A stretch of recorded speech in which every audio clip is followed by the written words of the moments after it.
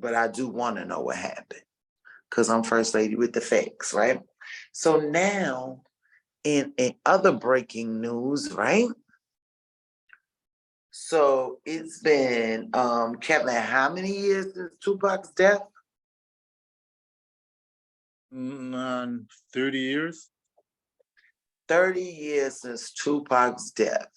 And right now they're saying that it has been some type of search warrants issued. Search warrants for what?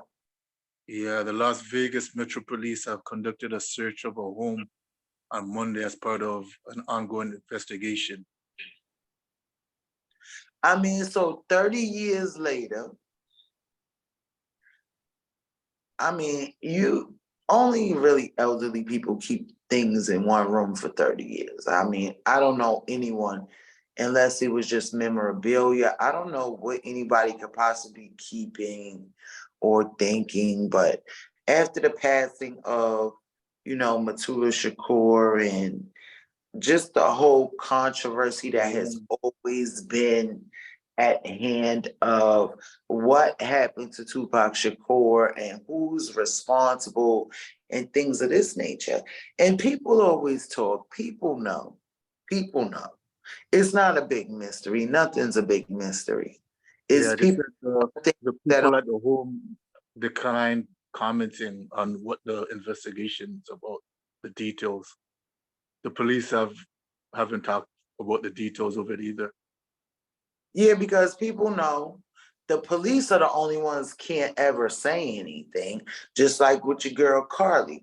I mean, they saying what they saying, but they saying we just investigating. We just checking the facts. They ain't saying, yo, this ain't adding up. They ain't saying that, right? So with the whole Tupac thing, it just never added up. And it was so many fingers to point at so many people and what happened and did it happen because of this and was it all set up? It's just too much.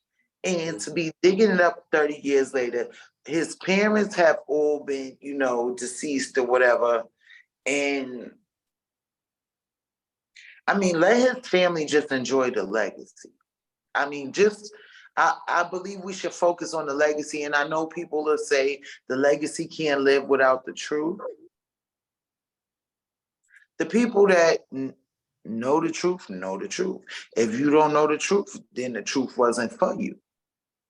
It was for the people that it's for. And we could continue to search for truths in a lot of different things. But at the end of the day, just rest with the legacy. Let's just move on with that. And, But I remember in an interview with Keith D on Vlad TV, if I'm remembering correctly, there was talk about the gun being hidden in the backyard of a home. So when I saw that news there, I figured they're just following up on that information. And you never know, as you said, Matula just died. You never know. Maybe there was some tip given or something just before he died. and I They're mean, following up on it. that's what they're going to do. Don't let it just keep being suspicion to everyone. Just, let some rest come to it. And I hope that's what this does. But it just spark another outrage and a trial and a this and a that and everything that has become false hope of the stories that people have told about what happened, what didn't happen. It's just such a big mess that, I hope that it does come to some sort of resolution.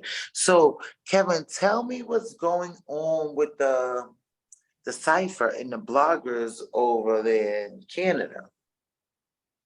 Well, there's a popular Toronto blog for the city that artists partake in a cipher.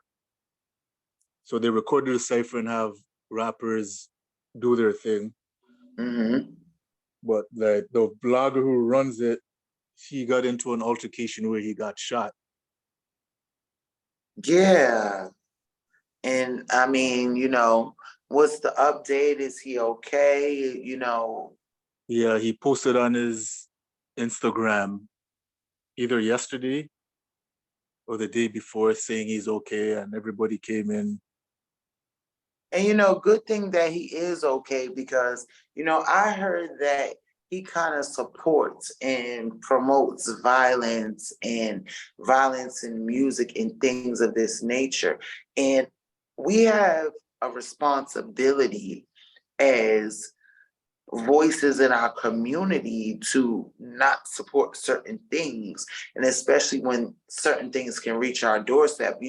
I don't know if this is the case, but I'm really glad that this turned out great for him. And I hope moving forward that he will focus his attention more on violence in our community, violence in entertainment, and just violence at a whole. Like, it just But needs to stop. but in his defense, I know he's trying to support the whole city, but then the city's fragmented. So I guess like when he shows support to one side, the other side has issues with it. So there's that kind of tension that goes on in the city too with the And you know what? violence. That's a shame for Canada because Canada being its own parcel of land means that you have been separated for a reason, only for you to be together. So, I mean, here in the United States, we can go many places. We can go to many states. We can even come to Canada, right? Yeah. So, travel around, we can move around. But as Canada as a whole, with so much talent that comes out of Canada, so many good things that comes out of Canada, you're your own thing for a reason because you have to band together. It should be no separation in Canada. Like it's only one spot against this whole continent. It's like being from a project and you let the people in your projects get beat up. No, this whole project gonna fight your project. That's what Canada is. Y'all need to stick together. Like, and Yeah. it's in the music industry. It's not that many of y'all that get to come out of Canada as artists. And I've experienced a lot of great artists in Canada. Worldwide Entertainment, they showcase a lot of good talent. Brooklyn with the T, everybody. And you know what? Yeah. I want to say I gotta give big shouts out to my girl Tara Lord. I saw her like a commercial and a song and a video, and she's so beautiful and so talented.